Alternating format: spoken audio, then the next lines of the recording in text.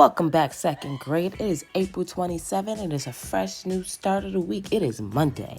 So last week we learned about Barack Obama and how he got into politics. This week we're going to be learning and reading a new book about Sonia Sotomayor, a judge grows in the Bronx. So it's about a little girl who's from the Bronx who becomes a judge when she gets older, but she goes through a lot of trials and tribulations when growing up to get to where she is. So today's standard is going to be RI 2.3.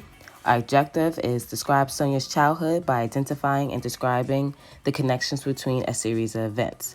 And our I can statement is I can read a text in order to describe and identify the connections between a series of events. So let's get started and read our new fresh book for this week.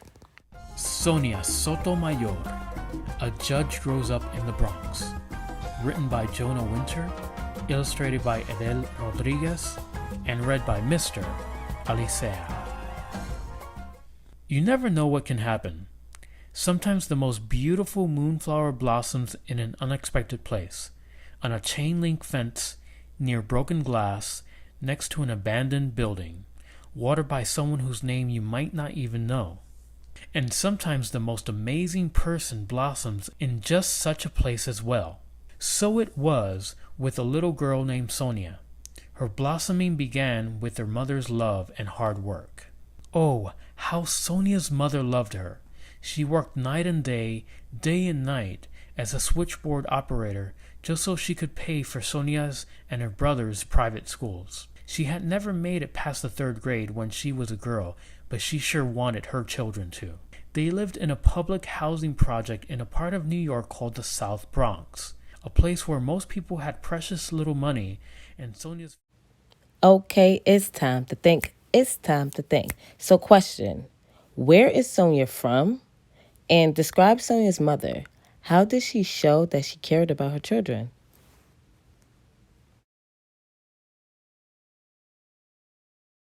Family was no different, with only their mother to support them. You see, Sonia's father had died when she was 9 years old, leaving just an empty chair and much sadness. But you can't give in to sadness when your children need to eat. This is why Sonia's mother worked and then came home and cooked pork chops. To Sonia, this was heaven. Oh, how she loved her mother. When Sonia's mother wasn't cooking or working, she was studying. She wanted to become a nurse, so she could make better wages and help her children even more. While Sonia slept, sometimes her mother stayed up until midnight doing her homework. There was nothing she would not do to help Sonia or her brother. Sonia loved the world her mother gave her. Her mother and father were from Puerto Rico, and Sonia grew up surrounded by the tastes and sounds of Puerto Rican culture. A favorite meal was Spanish rice and beans, and she loved the big family parties where merengue music filled the air. Arriba! On Saturday nights, Sonia's family and friends would get together. While the grown-ups sat in one room playing dominoes, Sonia and her cousins played Loteria, a Latin American bingo game. Sonia's abuelita would shout out the numbers while the grandkids marked their cards with chickpeas. Sonia's family surrounded her like a warm blanket. And she was also surrounded by books. School books, library books, a set of encyclopedias her mother had saved all her pennies and nickels and dimes to buy. And when the schoolwork was done, there were her favorite books, the Nancy Drew mystery novels. Nancy Drew was a girl detective who was always on the go, solving crimes. She was unstoppable. That's who Sonia wanted to be. But then something happened that made her change her mind. When she was only 8, her doctor sat her down and told her some bad news. She had a disease called diabetes. If you have diabetes, you have to take several shots of medicine a day for the rest of your life. So maybe she wouldn't be Nancy Drew. But that didn't mean she couldn't be unstoppable. Her favorite TV show was Perry Mason, about a courtroom lawyer. One episode ended with the image of a judge, the most powerful person in the courtroom. A light bulb went on above Sonia's head, and she knew she would become a judge. Becoming a judge, though, that's not easy. Sonia knew she'd have to get really good grades to become a judge. So it's thinking time. So the question is, what inspired Sonia to want to become a judge? So while other kids may have been goofing off, Sonia was studying at her mother's kitchen table. The term goofing off, which means to basically to avoid doing any work, where you're not focused, you're worried about being silly and playing around a lot rather than staying focused on your studies and your academics. Year after year after year after year. It paid off. By the time she graduated high school, she had won an award for being the very best student in her whole school. What an honor. You can't imagine. What does it mean to say it's an honor? It is an honor to do something when you get special recognition or special opportunity from people that you respect highly. It's an honor.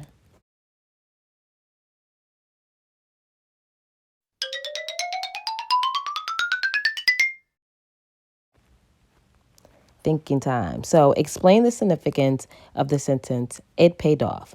What paid off? What did Maria do? So I want you to rewind back the story and actually think about what does that actually mean? It paid off.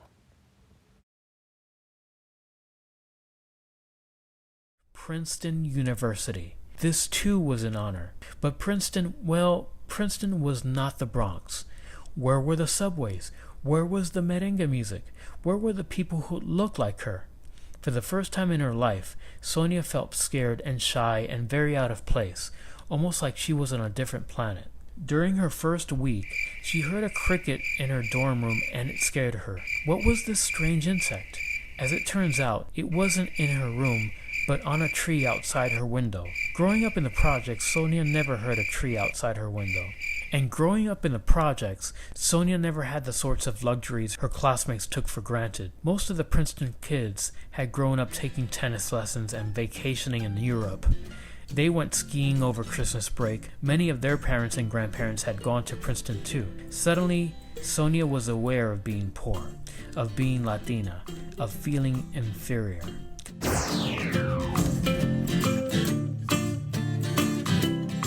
Where was the warm, comfy blanket of her family?